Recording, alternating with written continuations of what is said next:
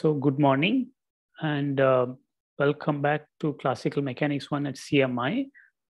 Today is the 30th of November 2021 Tuesday, and we are at our 19th meeting. So we are, I think, more than 2/3 through the semester.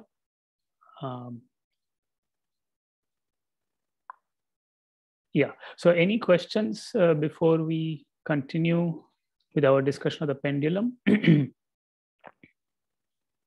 Sir, just about the NSEM, do you have like an approximate date about when you're taking it? It is in the last week of classes. That is, yeah. Beyond that, there is no specific date and arrangement yet. Okay. Yeah.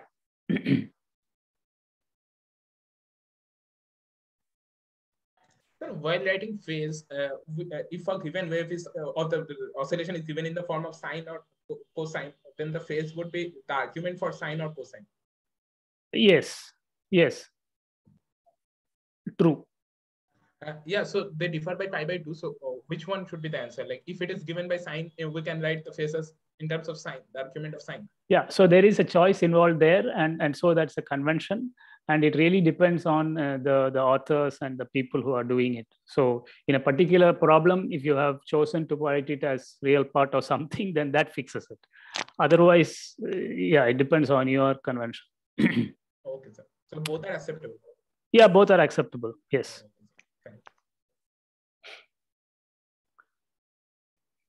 Not to mention that the phase itself is defined modulo certain additions because the periodicity of sine and cosine. So there are additional ambiguities there.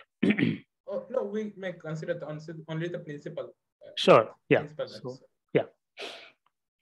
Okay. Any other question? Yes, sir. I had a question about. Yes, Gautam. Yes. Yes, sir. So we spoke about when we're considering the graph of a potential and deriving like things like stationary points and stationary solutions and all of that. Yes. We spoke about cases, lots of cases for like local maxima and minima and all of that. Sure. But I don't think we spoke about what exactly happens if there's a saddle point. Okay. And what and how we, because the particle would still be in equilibrium, but I don't think we said whether it is stable or unstable. So I was wondering how we classify that. Yeah, good question. So in one-dimensional motion, a saddle point is, would you like to suggest something? So it seemed, I would think it is unstable, but I don't know how I'm not sure how we define stable and unstable. So yeah, okay. So it is stable in one direction to small perturbations. That is where the hill is going upwards. And it is unstable towards the valley. So yeah, so you can call it half stable if you like. Okay. Sir, but suppose we perturb it towards the direction where the hill is going up.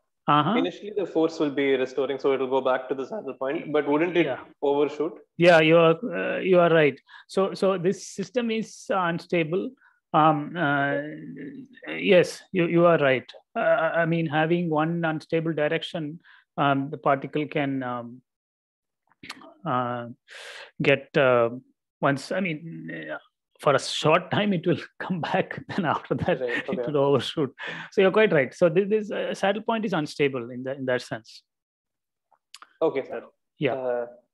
Good question. Yes. Yes. Go on. So to precisely define stable and unstable equilibrium, how exactly would we do that? Okay, one has to be more careful. We have been very cavalier about this. One needs to say precisely what one means by stable or unstable. Yeah, so there are more precise definitions. You could ask about short-term stability, asymptotic stability for long times. Yeah, so there are a whole host of types of definitions of stability, and you could ask whether if for sufficiently nearby initial conditions, will the solution remain near your equilibrium point. That is one notion of stability, a sort of a local notion of stability. Lyapunov would like to ask whether if you start near enough, you will eventually reach that equilibrium point. That is asymptotic stability over long times, which is not necessary. Thing may simply oscillate and never reach that point. So there are many different notions of stability. For the very simple problems that we have looked at, they sort of coincide, or there is an obvious notion. So I haven't tried to be more precise. But okay, did the few remarks I made help at all? Any further question? Sir. It helped, sir. Okay. Thank you. Yeah. So stability is a major subject in science. Entire books on it. I mean, you have different concepts. I mean, do you want to accept as stable a trajectory that doesn't stay nearby, wanders off somewhere, but is guaranteed to come back there in the far future? So sometimes we want to accept that kind of stability also. So it is really dependent on context. And what kind of physics you want to describe, and what engineering you will accept. It may be true that a bridge will not actually collapse.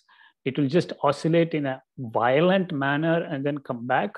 Now, is that acceptable for your car or not? So this is so the definition of stability depends very much on what you want to do with it.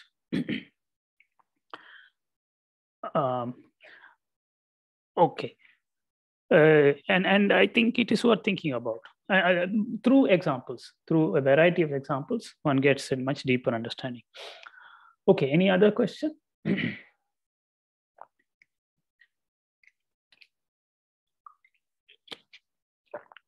Okay, if not, let us return to our discussion of the pendulum. Remember that the equation of motion for the pendulum was a highly nonlinear second order ordinary differential equation for the deflection angle theta, which you can see here in equation above equation 86. Theta double dot is minus omega squared sine theta. And we had discussed the equilibrium configurations or the states, static solutions, vertically upward pendulum and vertically downward pendulum, as well as small oscillations through small angles or larger oscillations, which you could call libration, back and forth, or even rotation, where the pendulum goes round and round in one direction or in the other, not switching between the two. We also discussed a concept of energy, which we derived last time, and here is the formula for that energy. It consists of a sum of kinetic and potential contributions, half ml squared theta dot squared, and then mgl times 1 minus cosine theta. And studying this potential helped us understand the equilibrium points, small oscillations, libration, and rotation. And that potential was plotted over here. And when theta is 0, you have a point of stable equilibrium, in the sense that small perturbations of the pendulum will bring the bob back to where it started. Of course, it's going to overshoot and go back and forth, oscillate here. Larger amplitude oscillations are allowed. Those are called libration. They go on up to an energy, a maximal energy of 2 mgl. So this is the energy 2 mgl. The plot is in units where mg and l are all equal to 1. And then beyond that energy, that energy is here. It's the asymptotic value of this. Beyond that energy, that's 2. Beyond that energy, you have rotation. That rotation is preferentially either rightward with increasing theta, or preferentially leftward, decreasing theta, corresponding to counterclockwise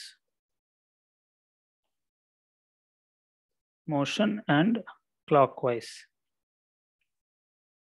motion because we have chosen the angle of deflection theta as the counterclockwise from the vertical.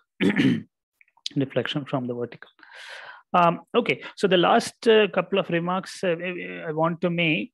Okay, we of course introduced the concept of angular momentum as well, and observed that the angular momentum of a simple pendulum is not conserved. It is subject to a torque. However, we did observe that at very high energies, where most of the energy is kinetic, the gravitational force is negligible, and angular momentum becomes approximately conserved at high energies. Yeah, so approximate conserved quantities are also useful in physics. That's one lesson from here. Okay, the final thing I want to mention here is a few remarks on oscillation through small angles. And this is familiar to you, I think. So at low energies, where the energy is near zero, the bob always remains close to its point of stable equilibrium and executes small oscillations. So by that, I mean that the angle of deflection is much less than, let us say, pi upon 2. You may say pi upon 4, that doesn't matter. And we may approximate the equation of motion by replacing the sign of the deflection angle by the angle itself. Yeah. So then the equation of motion, which started out being very nonlinear, becomes a linear equation, theta dot equal to minus omega squared theta. And we recognize that this is the equation for simple harmonic motion, yeah, which we studied before this topic. And we are now familiar with the solution in that case. I mean, previously it was the deflection from equilibrium along a line. Now it's an angle. So theta is written as A cosine omega t plus B sine omega t, where A and B are now dimensionless constants of integration. And they are related to the initial angle and initial angular velocity. Yeah. Theta, when you put t equal to 0, the second term goes away. So theta of 0 is A. So A fixes the initial angle of deflection.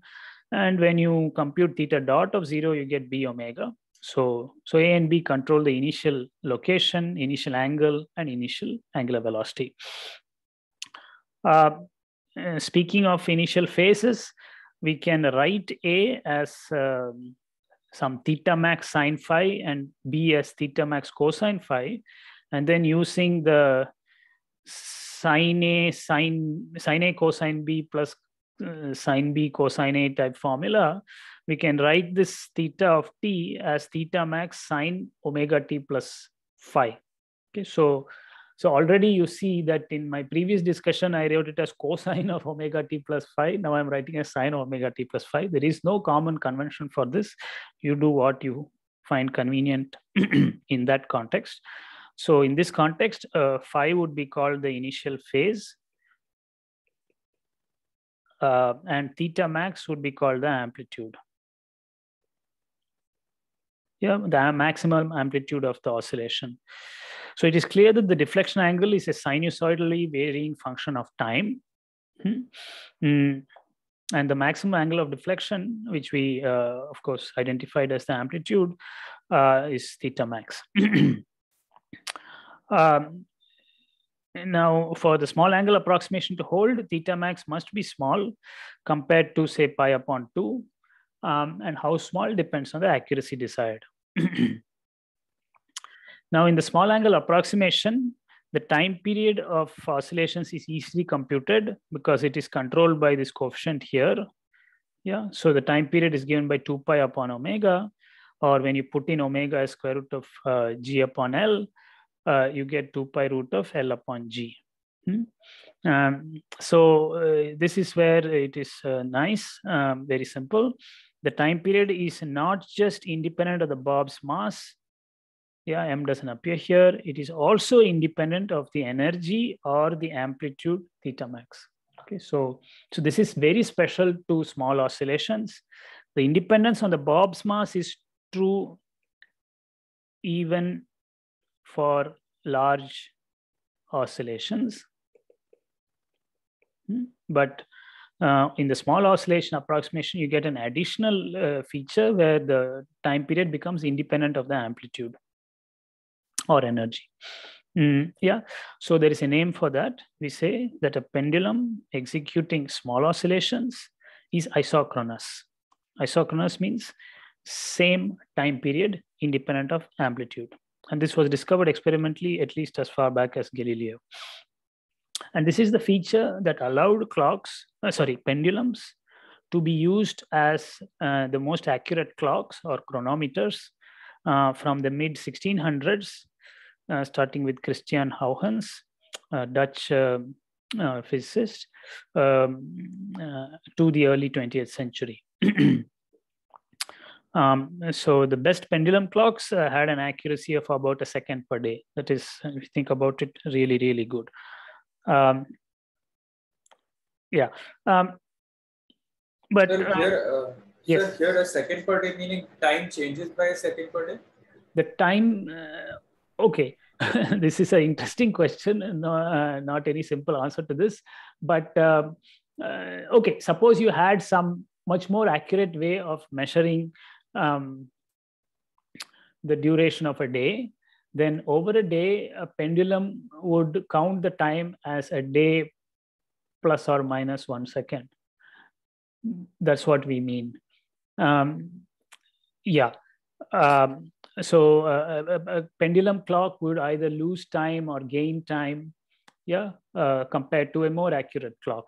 But this is not an easy question to answer. One has to think carefully. How do you quantitatively say that a clock is losing time if you only have one clock? Yeah, so well, what you could do is you could build two pendulum clocks, let them both start at the same time and count time on the two of them and see how long they keep time together. This will give you an estimate of how much you can trust them. So yeah, so this is an interesting challenge to estimate the accuracy of a clock. Or you might start a pendulum in the morning and then start another one in the afternoon and see whether over time there has been a change. Yeah, so yeah, but to lose a second per day is what I said earlier. Lose or gain. Okay, that is as far as the isochronous nature is concerned, but there are other features of the time period formula which can be put to use. Notice that the time period actually depends on the length of the pendulum as well as on the acceleration due to gravity where the pendulum is located.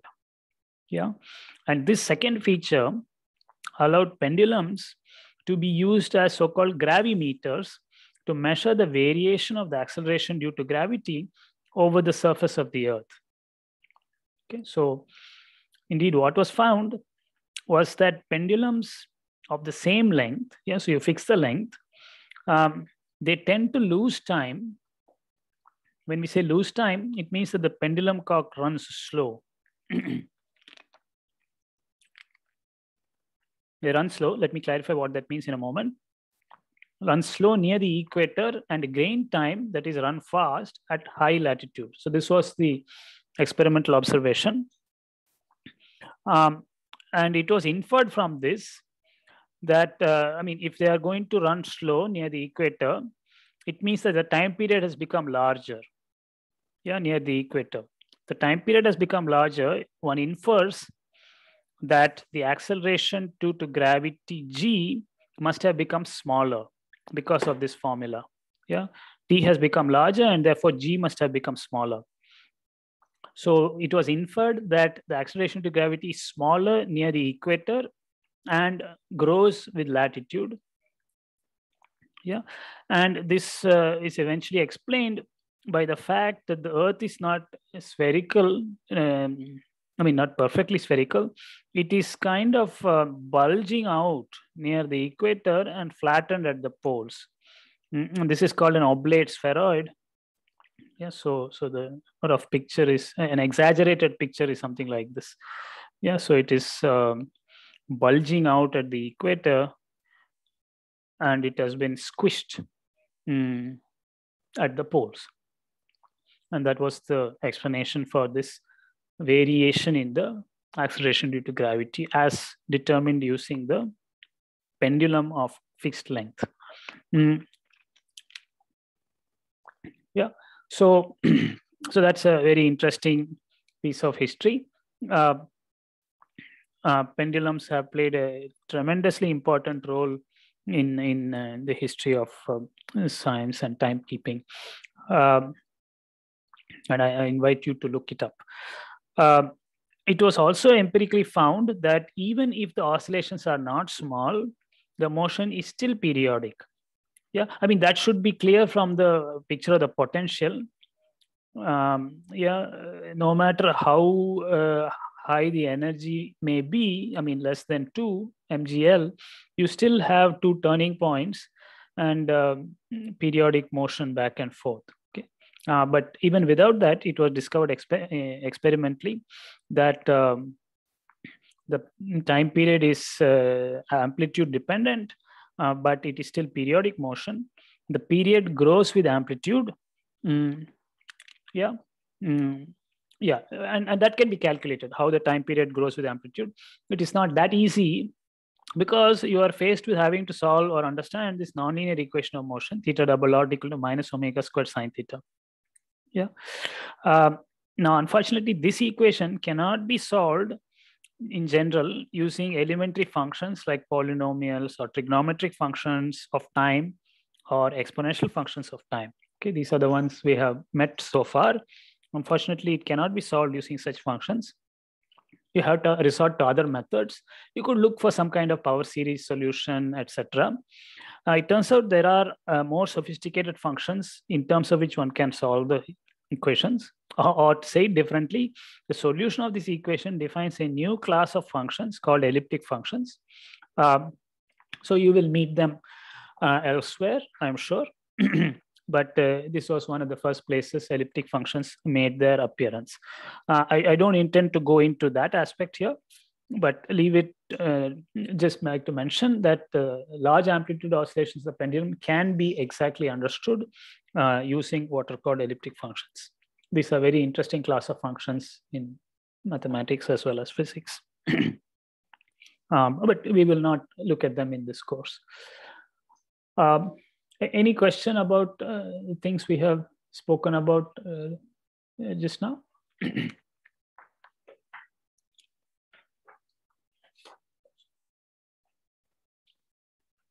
Yeah, so elliptic functions, the people involved are people like Jacobi and Abel and not to mention Gauss, and later on Weierstrass. Yeah, so people you have heard of perhaps in other contexts. Yeah, okay, so much for the pendulum. A nice system displaying oscillations. I want to move now to a brief discussion of Kepler's laws of planetary motion and how one goes from Kepler's laws of planetary motion to Newton's law of gravitation. Yeah, so that is our plan for this lecture. We may not finish it, but let me just describe the story to you. Now, as some of you may be aware, based on the Danish astronomer Tycho Brahe's naked eye observations of planetary positions, these are remarkably good observations, which he tabulated very, very carefully. These were accurate to better than 1 part in 100 in degrees, 0.01 degrees. Of course, these are objects that are very far away, so 0.01 degree corresponds to a fairly big distance far away, but for a naked eye observation to be accurate to 0.01 degree is a remarkable feat. Yeah, so Tycho Brahe is a hero in this subject. Kepler was sort of worked with him as an assistant or as an apprentice, and for some time. So the German mathematical astronomer Johannes Kepler formulated in the early 1600s 3 laws of planetary motion around the sun. Yeah. So let us just recall what these are. Now, the first of Kepler's observations or laws is that planetary orbits are ellipses with the sun at a focus. Okay. In particular, each planetary orbit lies on a plane. Okay, so a lot is being said here. And this plane is called the ecliptic plane of the planet. Yeah, ecliptic plane of the planet. So Kepler's first law tells us that planetary orbits are planar, they lie on a plane, and they are elliptical with the sun at a focus. Okay, so it's an enormous amount of information here. Kepler's is, okay, so yeah. So this is the sun and this is the planet. Next, Kepler tells us that the radius vector, the position vector of the planet from the sun to the planet, sweeps out equal areas in equal times. So this is a absolutely remarkable deduction from the experimental data, that the aerial speed is a constant. Yeah, aerial speed in the sense of how much area the planet's position vector sweeps out per unit time. So that already tells us that when the planet is near perihelion, that is near the sun, or near aphelion, that is far away from the sun, it is telling us something about the speed of the planet in those two places. Yeah, where it is traveling faster, where it is traveling slower. It would have to travel somewhat faster over here near aphelion to sweep out the same area as near perihelion.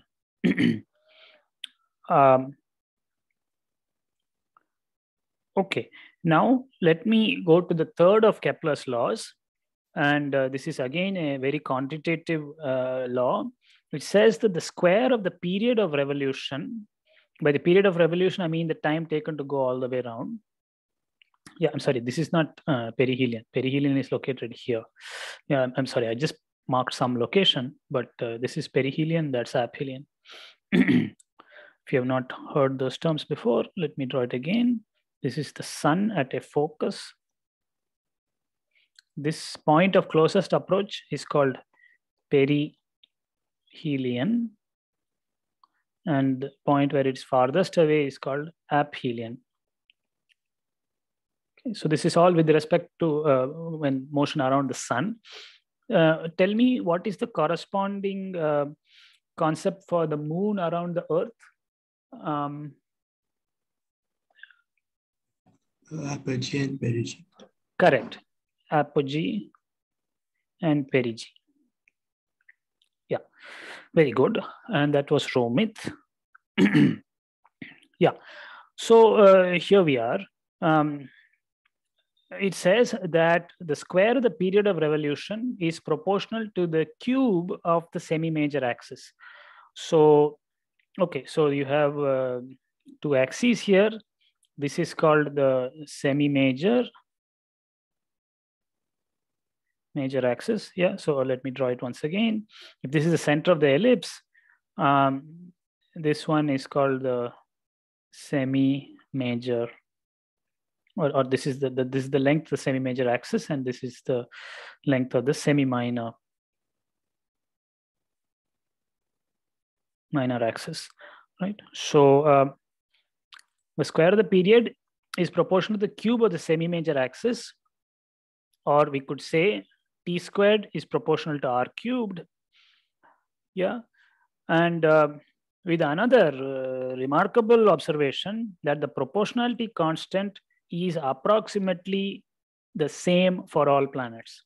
Okay, so let us call this constant k. We will write r cubed as kt squared, where k we shall call Kepler's constant, and numerically it is 3.4 times 10 to the power of 18 meter cube per second squared.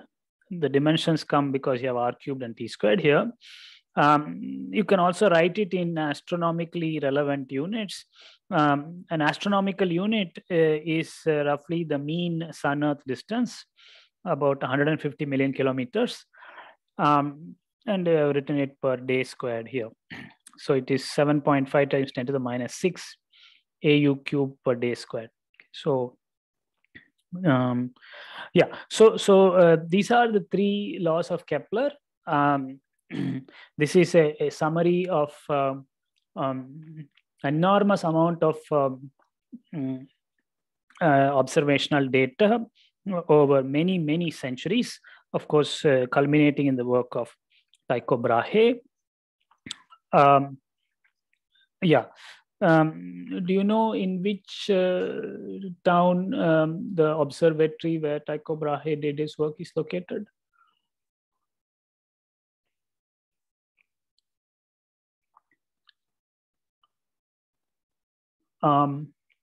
Okay, I invite you to go find out, or I will tell you after some. Yes, please. I'm not sure. Maybe it's Copenhagen. Yes, he is Danish, but no, the observatory is not in Copenhagen. It's in a different country, in fact, different part of Europe. Yeah, so I'm sure you will find out soon. Yeah, but that is a good guess. He is Danish. Okay. Sweden? No, it's not in Sweden either, not in Scandinavia. It is more in Central Europe. Yeah, so yeah, so it is a famous city, one of the historical cities of Europe. And it is still very much there. The observatory is there, one can see it. Okay, now sir, you said Central Europe, so does that mean it's like in Hungary or something? Like not far, yes, not far from Hungary, yes, but it's not Hungary. Austria? Well, let us. Oh, yeah, sorry. Yeah, I get it. It's a bit of a diversion. Sorry. Sure. Yeah, no, I am hesitating to say because you can have your fun finding out. But it's not far from where you meant. It is neither Austria nor Hungary, but it is close to both of them. Yeah. Yeah. Okay. So. In what follows, but I am glad you are keen to find out. Now, in what follows, we will address the so-called inverse problem, which you have now heard about several times in other places.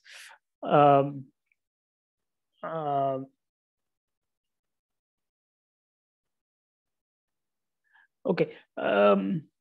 Okay, so there is Siddhant Shah has given some information which I was not aware of. A Danish astronomical Urani Borg established and operated by Tycho Brahe on an island in Øresund between Zealand and Scania, which at that time was part of Denmark. Okay, that's very interesting. I was...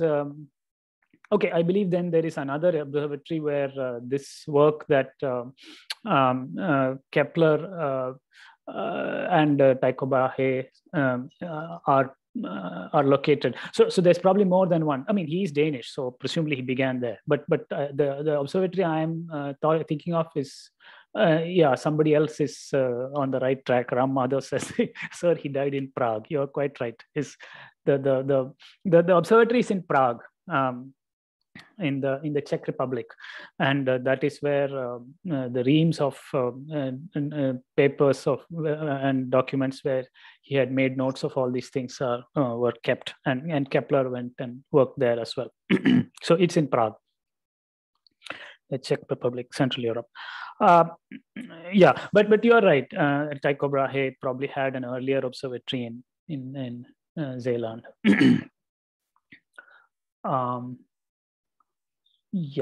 So you say it's an island. So it's an island between Holland and the Netherlands and Denmark. That is, at least that's the one that Siddhant has offered. But that's not the one where these observations were kept or done, I think. Okay. Or maybe he did it in both places, but the final place is in Prague. Okay. Now, and there's a very interesting story about how his family was involved in his his papers and the relationship with Kepler and so on. Okay. So for those who are interested, I invite you to look that up.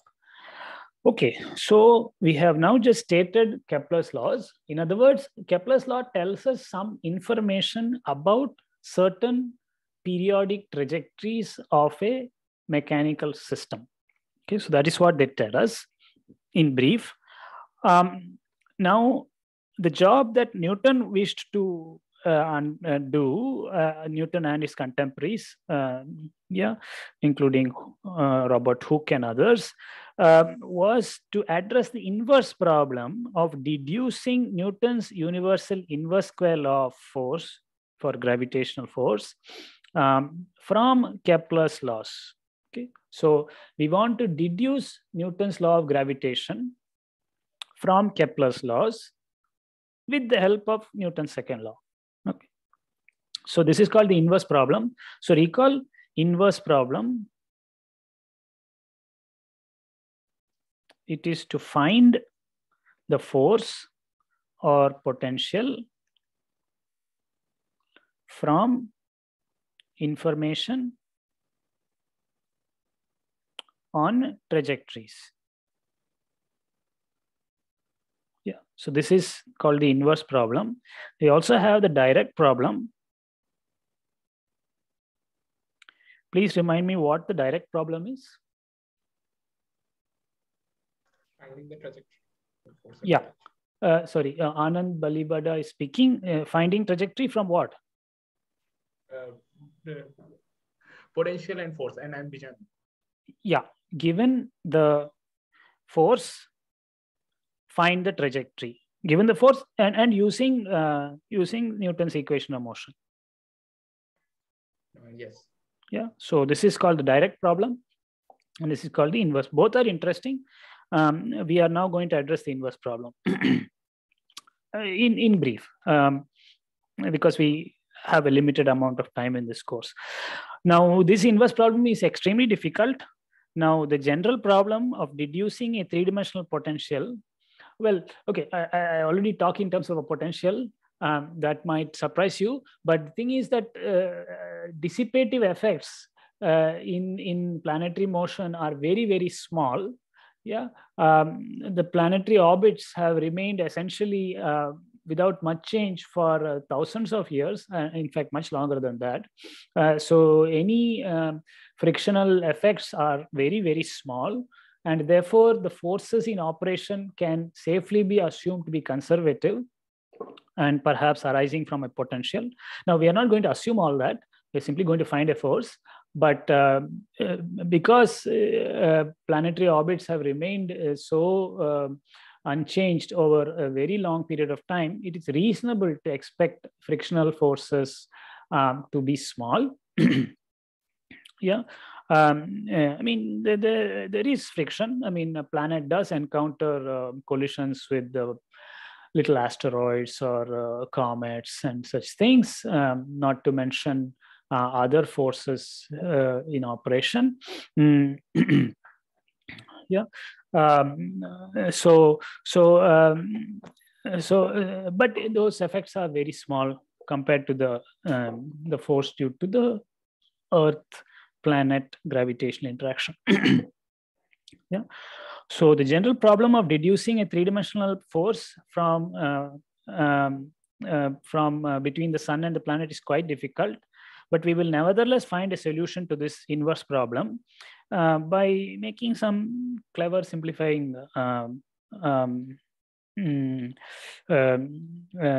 steps. One is to consider special cases, namely circular orbits. We will apply Kepler's laws to circular orbits and see what can be said. We will also make some physically justified simplifying assumptions, in particular that the force is central. I will explain what this means. And three, by using some general features of Newtonian mechanics, in particular, that angular momentum is conserved in a central potential.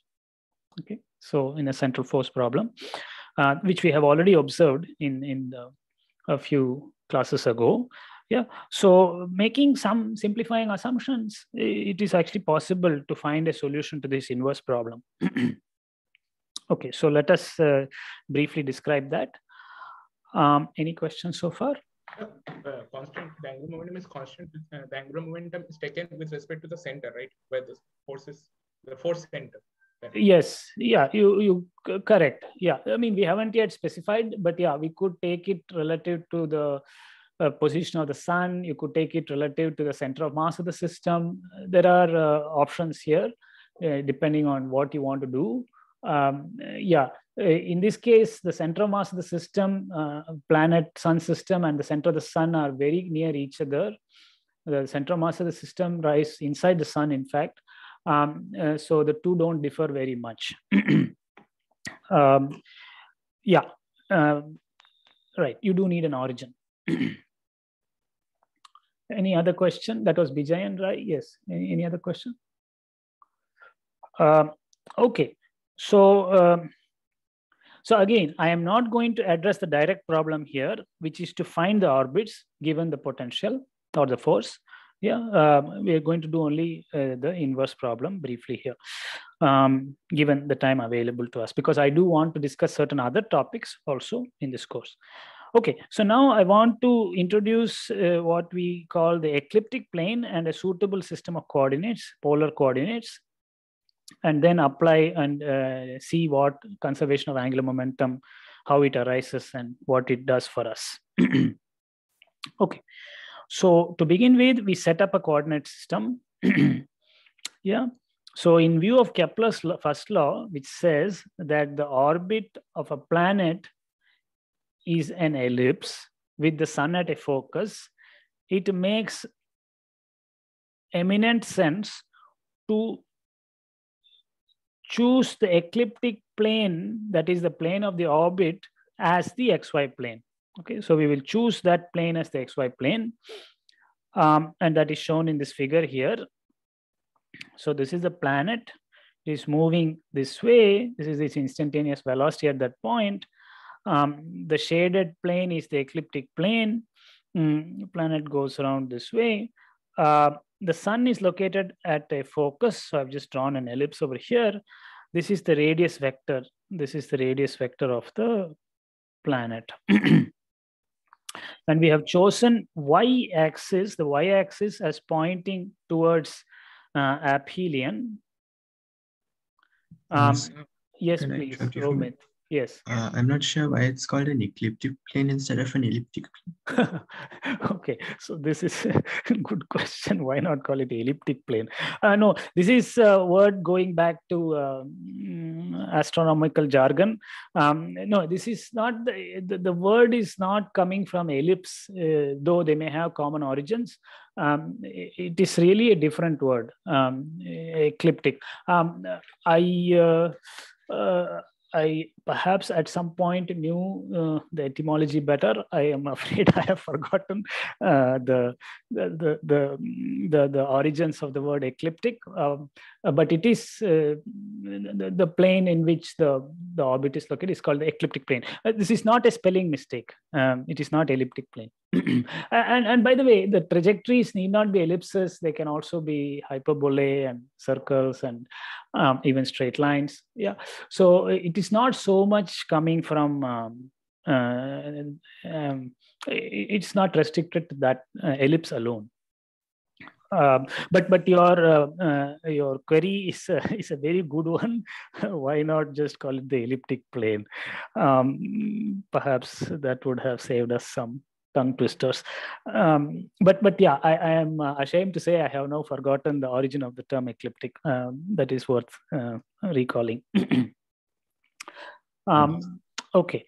Okay. Sir, sorry, yes, please. I had one clarification. Yes. Yeah. According to first law, every planet has a ecliptic plane, right? Yes. But all the planets don't need to have same ecliptic plane. No, right? they need not have the same ecliptic planes. The different ecliptic planes can be inclined relative to each other. Yeah, you can go look up the astronomical data and they are not on the same plane. Yeah, the plane is determined by what? I mean, just on some general grounds. It would be I'm not sure how. Yeah, no, okay. The answer I was looking for is that it's determined by initial conditions. Oh, yeah, so it's really determined by initial conditions. That is the state of the planetary dust and rocks and gas and so on when the solar system formed. A lot of that had got squished onto a disc-like shape. And from that disk, due to gravitational collapse, sort of these planetesimals and planets formed. And because of that disk-shaped gas and dust, the planes are all not very different. The ecliptic planes of different planets are relatively similar, though not exactly the same. There are some slight inclinations between them. There is, yeah. So this has to do with the solar system formation stage. Siddhant, is that addressing some of it? Yes. Yeah, but interesting question. Yeah. And yeah, it is a fact that the ecliptic planes are not at very large angles either. Pluto's orbit is very much inclined to others. Okay, sorry, which one? Pluto, you said? Pluto. Yeah. Pluto is a very minor planet, and yes, you are quite right. There are some minor planets which have fairly inclined orbits, ecliptic planes. Yeah, again, this depends on the initial conditions, and yeah, for that matter, planets are not the end of the story. You've got also some pretty big asteroids and other things. Yeah, so but yeah, I mean, the planetary material was not confined to a plane. It was a disk with some thickness, and so it allowed for some amount of inclination of these ecliptic planes. Aside from other historical events that could have pushed certain planets a little bit off, or they may have started out at an incline.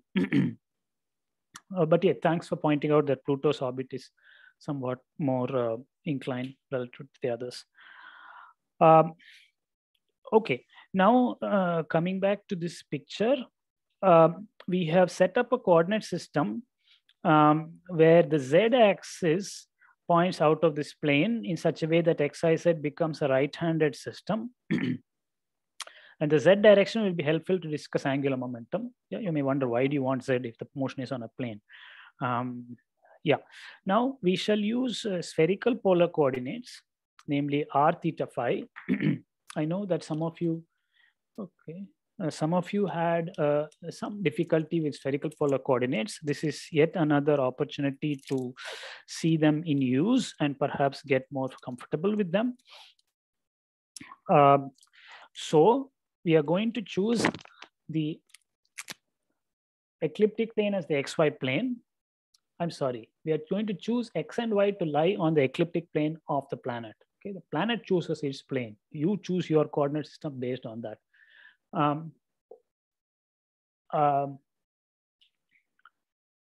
Okay, Ripunjay has given an interesting suggestion. Sir, is it the ecliptic because the sun will be eclipsed for an observer by the planet in that plane if the observation is in that plane only?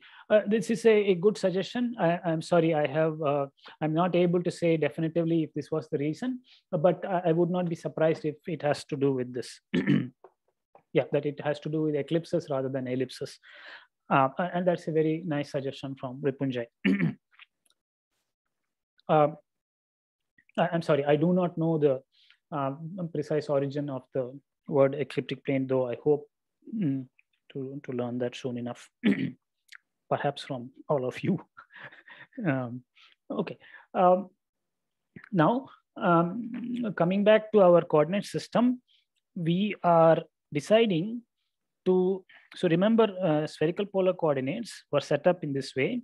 You had Z pointing upwards, X and Y in this horizontal plane, and given a point P, in this case, the point P is the planet and that is on the XY plane, but more generally, any point has a certain position vector and radius vector, and that angle that vector makes with the vertical is called theta. That's the first of our spherical polar coordinates. So this is just a quick review of spherical polar coordinates for those who are not comfortable with them before.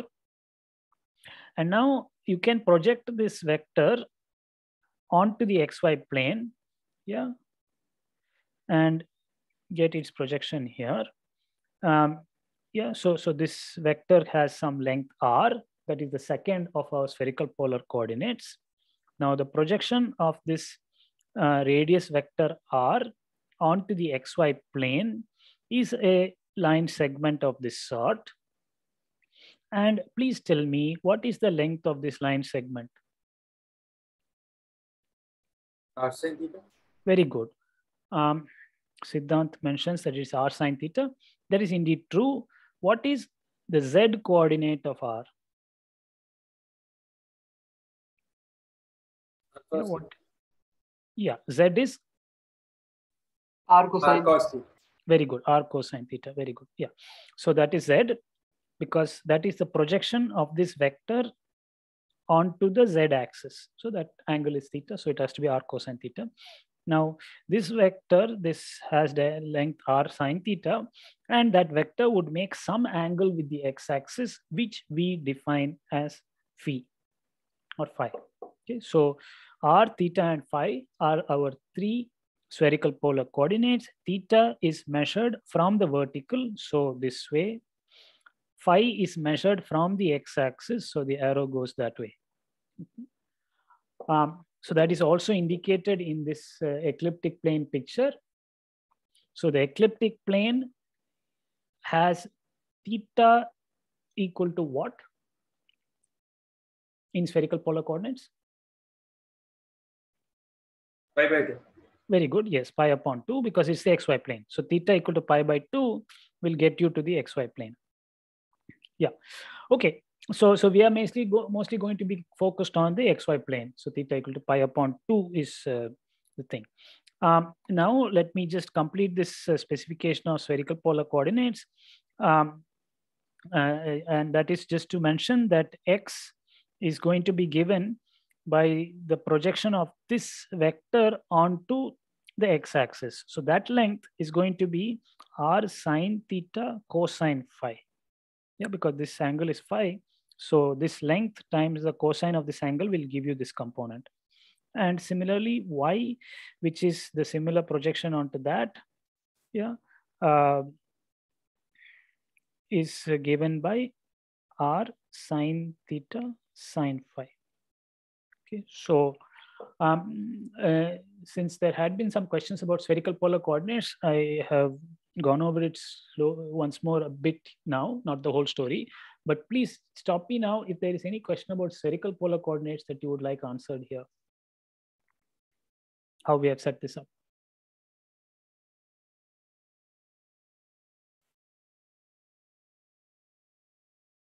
Okay. spherical polar coordinates are very useful. So I invite you to make them your friend. Your friends. Yeah. Okay. So now returning to our setup, we have chosen the sun to lie at the origin. We have chosen the origin to lie at the sun, in other words. And the instantaneous location of the planet then is given by these X, Y, and Z coordinates. Of course, since the sun is on, since the planet is on the ecliptic plane, we can put theta as pi upon 2. So automatically Z would be 0. And X would be simply R cosine phi, and Y would be R sine phi. Yeah, because theta is pi upon 2. Okay. Now, I did not say so very explicitly, but both bodies, planet and sun, are treated as point particles. And this is reasonable because both are very small compared to the observed sizes of orbits. That is the appropriate comparison. The size of an orbit, planetary orbit, is much, much bigger than the size of the sun or the Earth, or any of the other planets for that matter.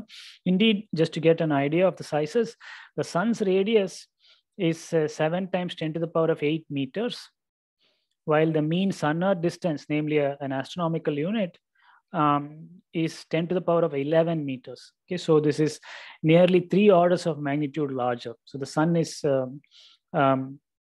roughly, is smaller than 1% of the sun-Earth distance. The size of the sun is less than 1% of the sun-Earth distance. I mean, even lesser than that. So we can safely ignore this size of the sun and treat it as a point particle for studying orbits. Now, and of course, the Earth is even smaller, just a few thousand, 6,000 kilometers or so.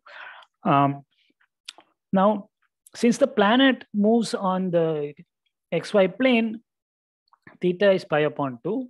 And therefore, both the position and momentum vectors of the planet lie on the XY plane. Okay. So this will lead to some major simplifications. Our choice of coordinate system will help us now. It follows that the angular momentum about the origin, and the origin I mean is the location of the sun. So we're in the frame where the sun is fixed. Yeah.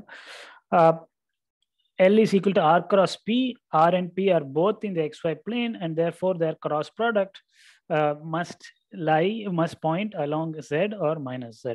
Okay. So this is the picture should make that clear. I have R here. If the fingers of the right hand curl from the R direction to the P direction, then in this example at least, L would be proportional to Z or minus Z. Please tell me.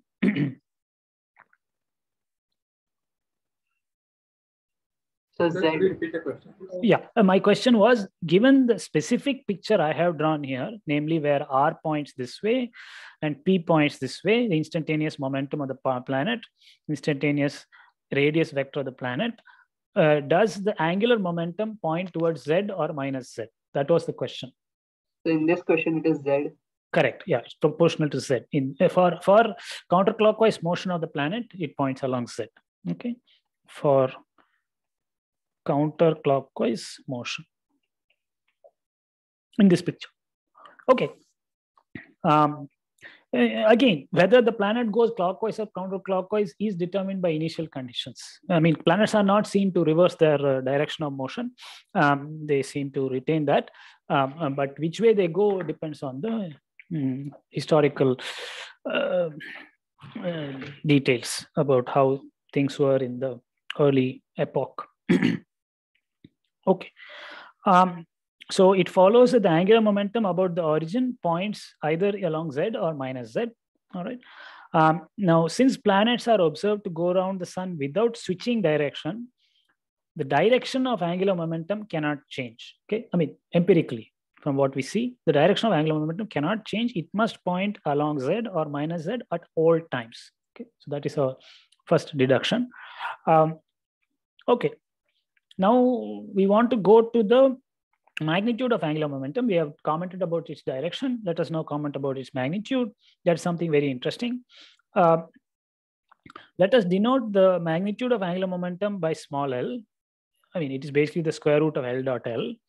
And which is more important for us is the Z component, because the X and Y components are anyway 0. Yeah, Lx and Ly are both 0. And Lz is simply L dot Z hat. Okay. So the question is, how much is this, or can we find a formula for it?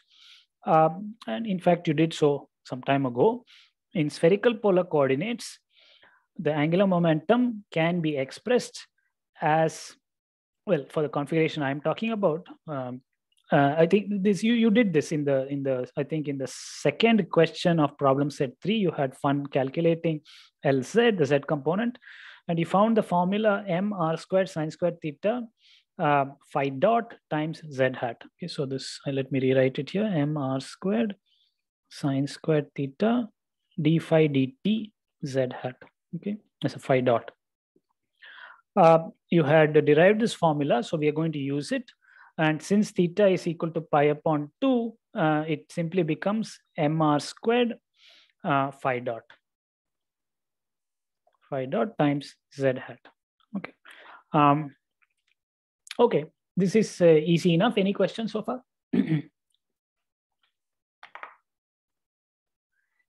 Yeah, Ripunjay's suggestion about eclipse sounds very reasonable. I hope that is the reason. Okay. Let us continue then. Now, Kepler's second law may be used to deduce that the magnitude of angular momentum is constant in time. Okay, so let us see how that comes. This is a very nice little piece of geometry, trigonometry. Now, let us observe the motion, infinitesimal motion of a planet. Let us suppose the planet begins in this direction over here at some instant of time. After a short time, it moves a little bit and reaches that place. Okay. After a time dt, it has moved by an amount dr. All right.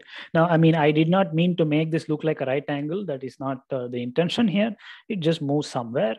Yeah, and I'm not even saying that the length of the radius vector remains constant. There is no reason for that. This is not circular motion by any, we were not restricted to circular motion. Now, what is our overall goal? We want to somehow make use of Kepler's second law. Okay, let me remind you, Kepler's second law told us about the aerial velocity, aerial speed is constant.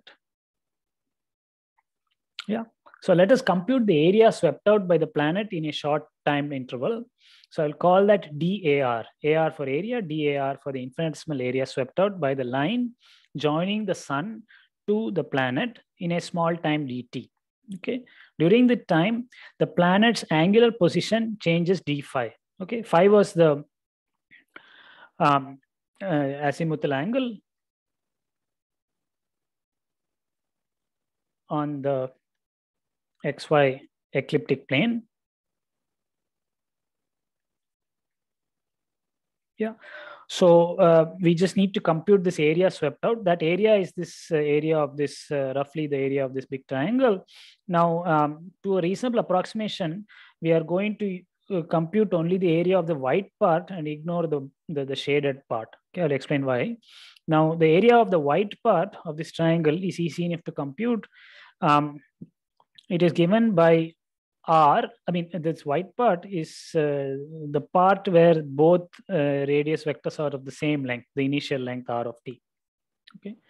Now, the area is given by DAR is equal to half base times altitude. Yeah, if you like, roughly speaking, at least. So half R times, and altitude is R, and base is R d phi. Okay. This is an isosceles triangle, roughly. So the area is half R times R d phi. R d phi is this, roughly this arc length, which is the base. Okay, so the area, infinitesimal area, is half R squared d phi. So now dividing by dt, the time that it took, we get the aerial speed. Yeah, this is the aerial speed. Dividing by dt, and taking the limit dt going to 0, you get half R squared phi dot. Okay, so that is the aerial speed, is half R squared phi dot. And notice from our formula for angular momentum Lz that it is actually equal to Lz upon 2m. In other words, up to a proportionality factor of 2m, angular momentum z component is actually equal to the aerial speed. Okay, so this is a nice piece of trigonometry. So what we can conclude then, well, I have not explained why I have ignored this blue part or this shaded part, but I will now argue that that is small. We have now argued that the angular momentum z component is the same as the aerial speed, and therefore if this aerial speed is constant in time, so must Lz. Okay, but before I can jump to that conclusion, I want to explain why I ignored the small change in area that results from a change in the length of the vector, radius vector r. Okay, because the true area is actually somewhat bigger in this picture, at least. Yeah. Now, but the thing is that this shaded part, the shaded triangle, the area of that is second order in infinitesimals.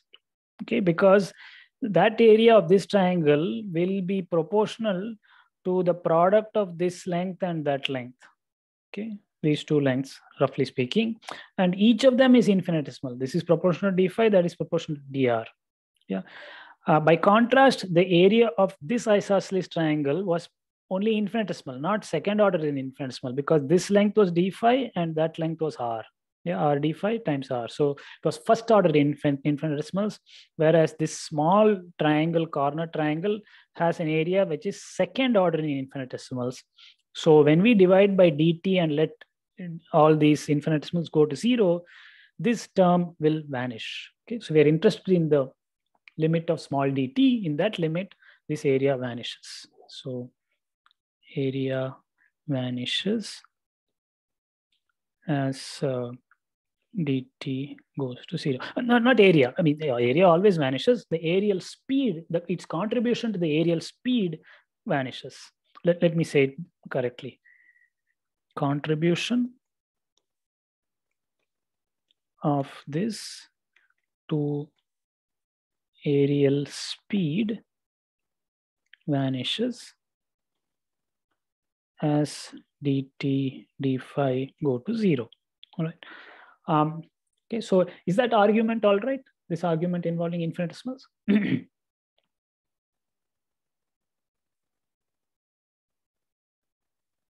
Yeah, that is an important skill to learn to work with these infinitesimals in physics. Okay.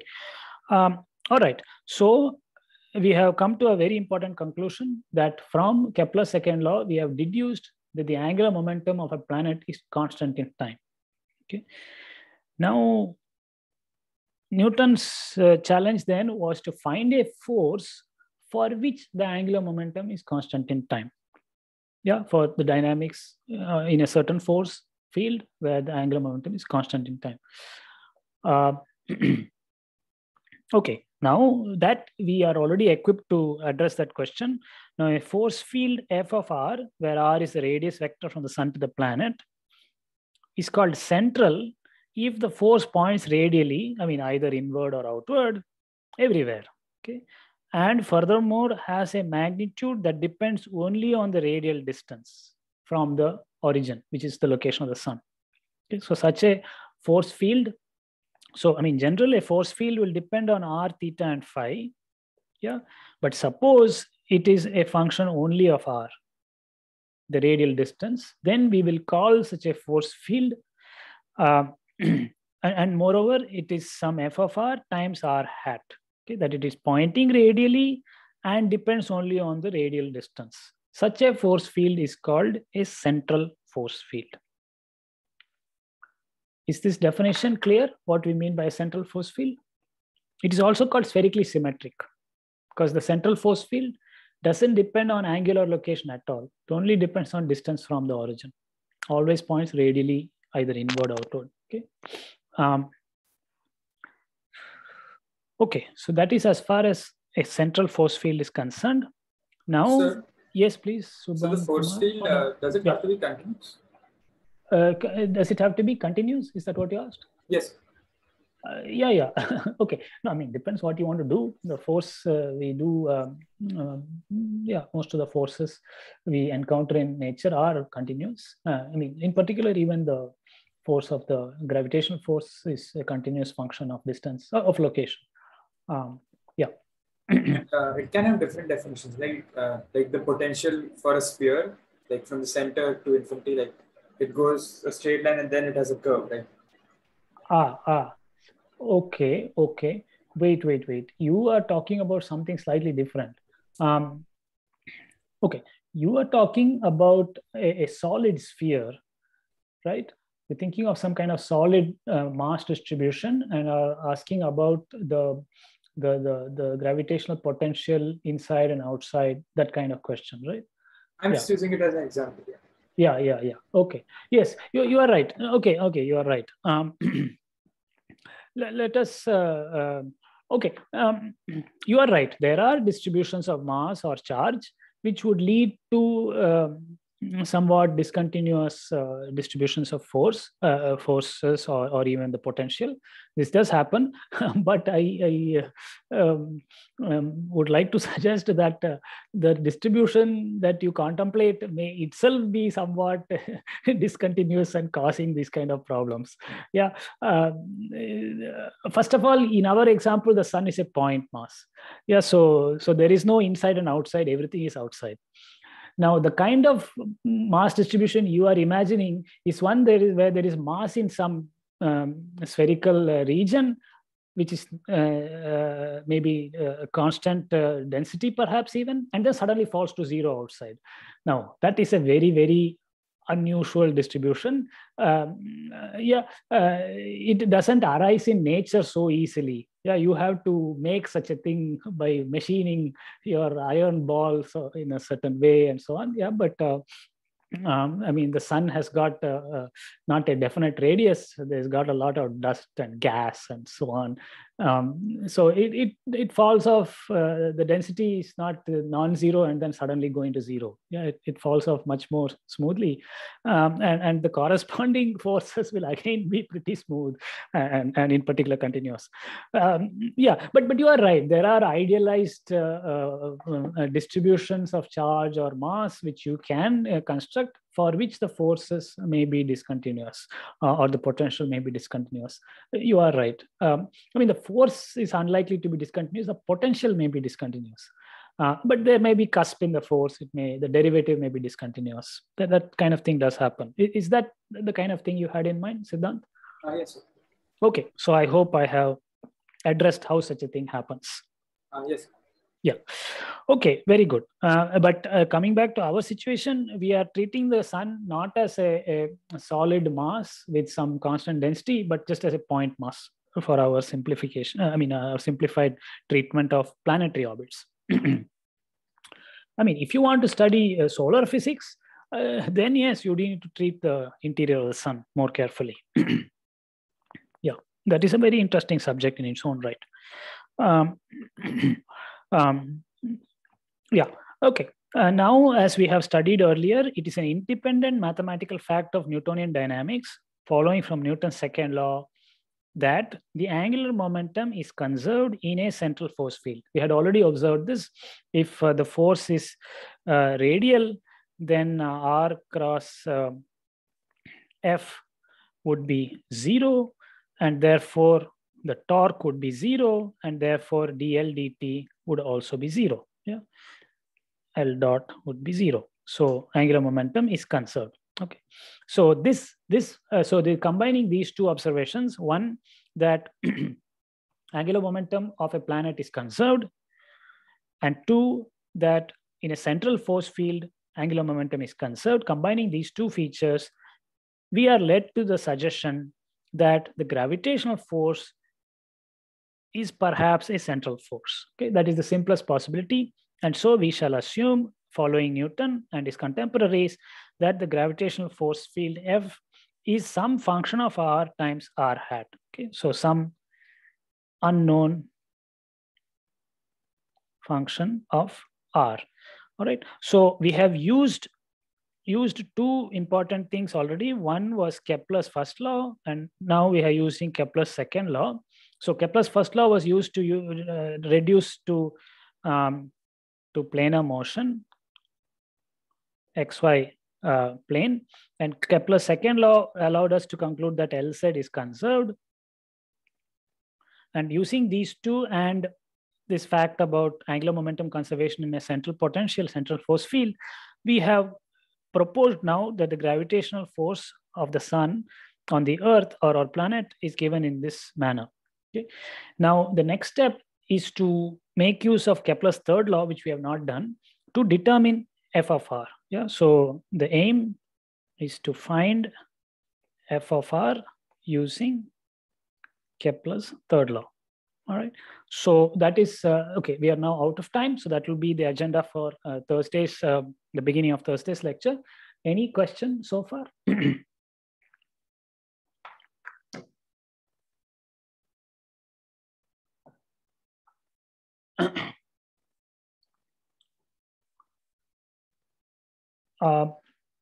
Okay, if not, let me remind you that the problem set 7 is due tomorrow. So please have fun, and but please finish it in time and submit it in good time.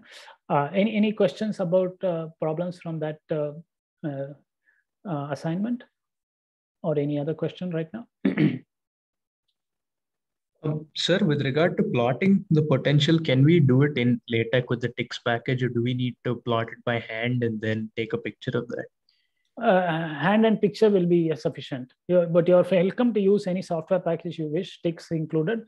But yes, you're not obliged to do that. Any method is okay, but just make sure you do it in good time. Don't tell me that TIX was not working and therefore... No, sir. I mean, it does work actually. But okay. I thought that the program would wanted to test how we could guess the shape of the potential, but... Okay, wait a minute. I take that back. No, I am not asking you to use some computer program to generate the plot of this function. I am asking you to plot it. Oh, I am very sorry. No, I do not accept a plot generated by some computer program. I want you to plot this function taking the formula. I see. Okay. So. Yeah. Sure, sir. I do not accept. Yeah. Thank you for asking. Thank you for asking. Yeah. We do need to know how to plot a quadratic, or in this case, a quartic function. We do need to learn that. Any other question? Yes, sir. For the third question, are we allowed to assume that the motion is in fact oscillatory, or do we have to prove mathematically that it is oscillatory? No. Yeah, we can assume that it's oscillatory. Yeah. Okay. I mean, the statement of the question already implies that it's oscillatory based on what we have discussed in the class. But yes, please go ahead and assume it's oscillatory. You're only asked to find the time period of that motion. Okay, got it, sir. Thank you. Yes, thank you for that question. Gautam, any other question? Sir, in the fourth question. Yes. Charged particle. Yes. A particle of mass m and charge q.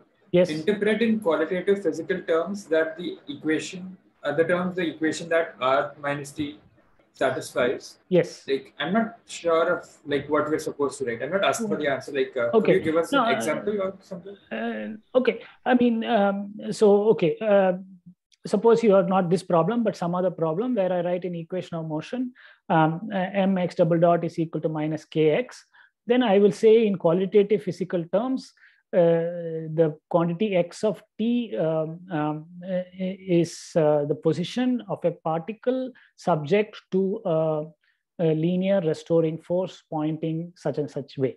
Okay, so that is the qualitative description. You have to do something similar in this case. R of minus t describes, well, okay, I don't want to give the answer, but yeah, what does it describe? What kind of particle? What kind of, yeah. So basically write in words the change that occurs because of the time motion. Exactly. Yeah. Okay. I mean, you could answer the same part C for the original equation, as practice in qualitative physical terms, which in some way has already been done in the beginning of the problem. Now you need to do it for R of minus t. Okay.